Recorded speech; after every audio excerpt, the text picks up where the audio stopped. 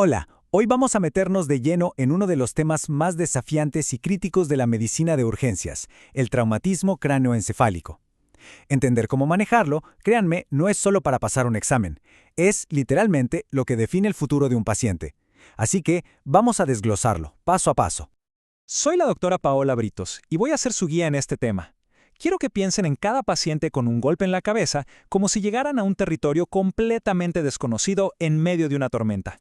Nuestro trabajo, nuestra misión, es tener un mapa claro para navegar ese caos y, sobre todo, para evitar los peligros ocultos. Y todo mapa, bueno, empieza con una buena definición. A ver, empecemos por lo básico. Un TCE es una lesión por un intercambio brusco de energía. Un golpe, ¿no?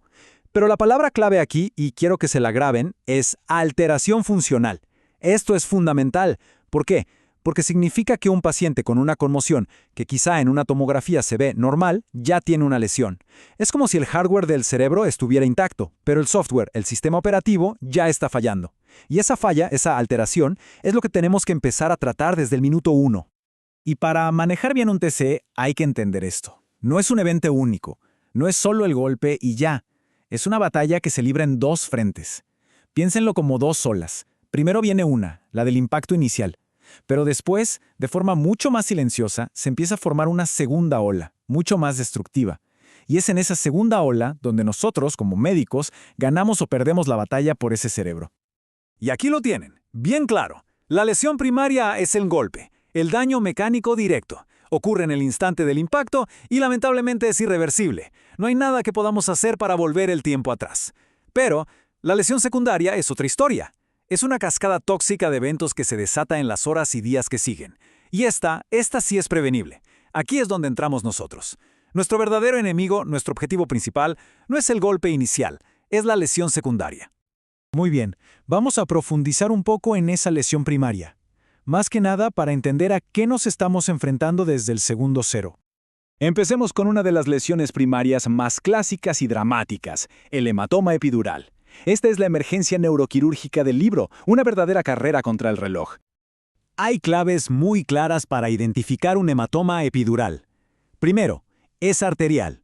Generalmente se rompe la arteria meningia media. Por eso la sangre sale con tanta presión que, en la tomografía, empuja al cerebro y forma esa imagen típica de lente biconvexa.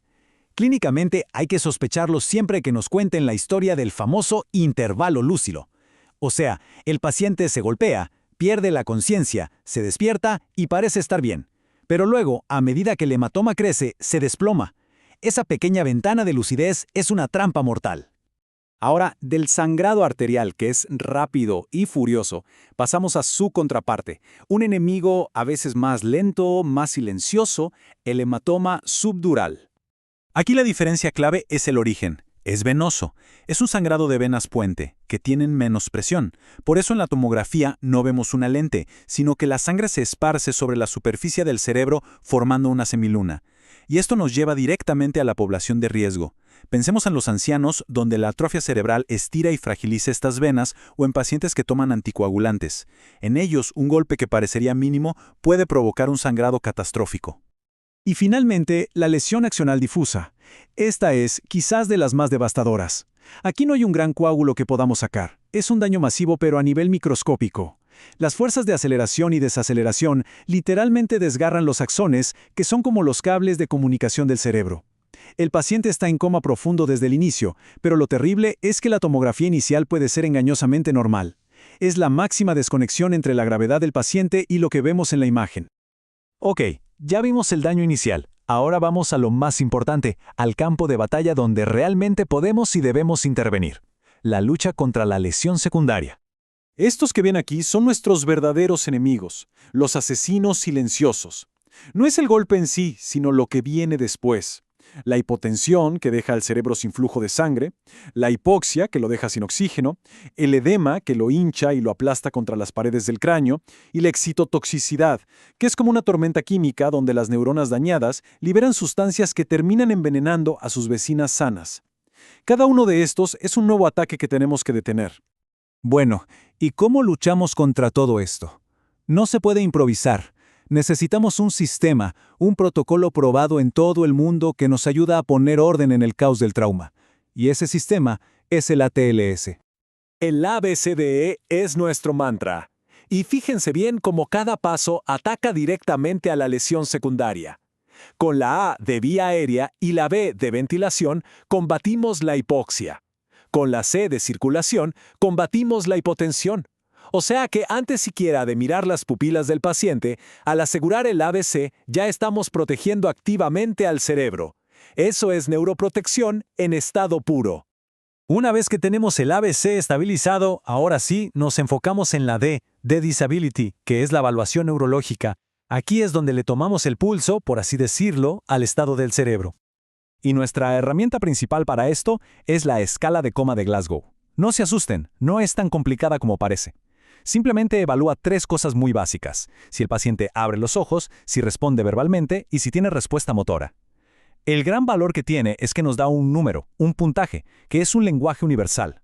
Así, todo el equipo médico en cualquier parte del mundo sabe exactamente de qué estamos hablando. De todos los puntajes posibles, hay un número que quiero que se tatúen en la mente: el 8. Un Glasgow de 8 o menos significa 2 cosas. Primero, que estamos ante un traumatismo cráneoencefálico grave. Y segundo, y más importante, que ese paciente ya no tiene la capacidad de proteger su propia vía aérea. La indicación aquí es absoluta. Glasgow de 8 es igual a intubar. Punto. La segunda parte de la D son las pupilas. Y ojo con este signo, porque es una alarma de 5 estrellas. Una pupila dilatada y que no reacciona a la luz, sobre todo si es de un solo lado, es un signo ominoso. ¿Qué nos está diciendo? Que la presión dentro del cráneo es tan alta que está aplastando el nervio que controla la pupila. Es la manifestación física de que el cerebro se está herniando. No hay un segundo que perder. Muy bien, ya evaluamos al paciente, ya tenemos una sospecha clínica. Ahora necesitamos ver qué está pasando ahí adentro. Necesitamos una imagen. Entonces, la pregunta del millón es, en la sala de urgencias, con el tiempo en nuestra contra, ¿cuál es la mejor herramienta para tener respuestas rápidas y críticas? La respuesta, sin lugar a dudas, es la tomografía computarizada de cráneo sin contraste. Es el gold standard por 3 razones muy simples. Es rápida, está disponible en casi todos lados y es excelente para ver lo que puede matar al paciente en la fase aguda: sangre, fracturas y edema. ¿Y por qué sin contraste? Muy fácil. La sangre fresca en una tomografía se ve blanca, brillante, y el contraste también se ve blanco y brillante. Usar contraste podría ocultar o enmascarar una hemorragia. Ahora, ¿esto significa que a todo el que se golpea la cabeza hay que hacerle una tomografía? No, para nada.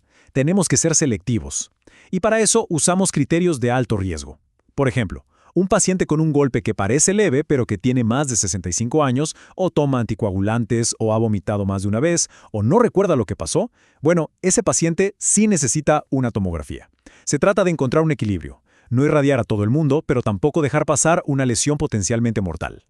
Y con esto cerramos el círculo. Volvemos al punto de partida. Cada paso que hemos discutido, desde asegurar el A, B, C, hasta la decisión de hacer una tomografía, todo, absolutamente todo, tiene un único propósito: proteger a ese cerebro herido y vulnerable de esa devastadora segunda ola de daño. Esa es nuestra misión.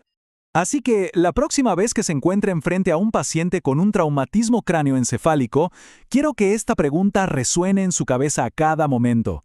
¿Estoy haciendo todo lo posible para prevenir la lesión secundaria? ¿Está su presión arterial bien? ¿Está bien oxigenado?